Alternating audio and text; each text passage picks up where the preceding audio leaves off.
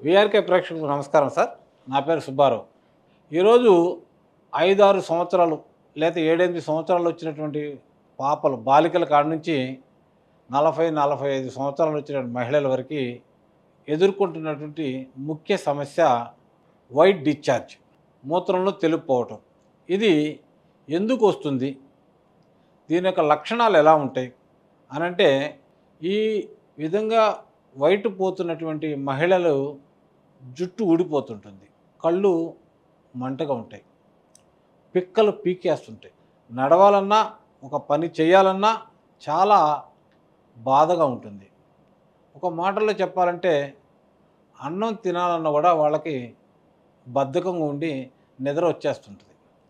ముద్ద అన్నం కలిపి ముద్దల రూపంలో పెడితే ఆ పూటకి వాళ్ళు చాలా ఆనందం, సంతోషిస్తారు. అంత భయంకరంగా ఉంటుంది ఈ వైట్ డిశ్చార్జ్. ఈ వైట్ డిశ్చార్జ్ రావడానికి కారణాల్లో మెయిన్ కారణం ఇన్ఫెక్షన్స్, అధిక వేడి. ఈ రెండు కారణాలు కూడా ఈ వైట్ డిశ్చార్జ్కి కారణాలు. కొంతమంది పాస్ పోసుకునే ప్లేస్లో థ్రెట్ అనేటువంటి ఒక ఫంగస్ చేరటం వల్ల ఈ వైట్ డిశ్చార్జ్ అని వస్తుంటుంది. అలాగే శరీరంలో హీట్ పెరిగిపోయి కూడా ఈ వైట్ డిశ్చార్జ్ అని వస్తుంది. స్కూల్ పిల్లలు, ఎక్కువ మంది ఉన్నటువంటి స్కూల్ పిల్లలు తక్కువగా ఉన్నటువంటి బాత్రూంలో ఎక్కువ వాడటం వల్ల, సరైనటువంటి నీరు అక్కడ పోయకపోవడం వల్ల, శుభ్రత తక్కువ వలన ఈ ఒకళ్ళ నుంచి ఒకళ్ళకి ఈ యొక్క సూక్ష్మజీవులు వ్యాప్తి చెందటం వల్ల ఈ వైట్ డిశ్చార్జ్ అనేది ఎక్కువగా పిల్లల్లో కూడా ఈ మధ్య కనపడతా ఉంది. ఈ వైట్ డిశ్చార్జ్కి మన దగ్గర తొందరగా తగ్గేటువంటి ఒక మందు ఉంది సార్. అది నేల ఉసిరి అంటారు. మన ఇళ్ళ చుట్టూటా కనపడుతుంటుంది ఇది.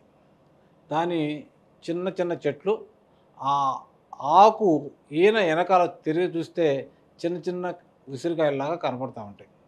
దాన్ని నేల ఉసిరి చెట్టు అంటారు.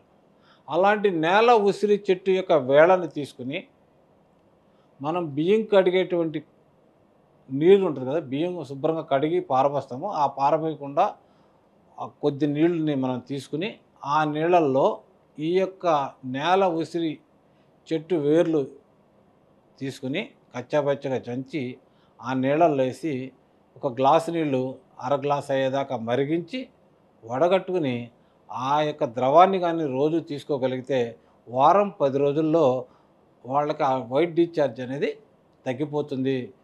కాళ్ళు లాగటాలు తగ్గిపోతాయి, జుట్టు ఊడిపోవటం తగ్గిపోతుంది, కళ్ళు మంటల్లో తగ్గిపోతాయి, బద్ధకం కూడా తగ్గిపోతుంది.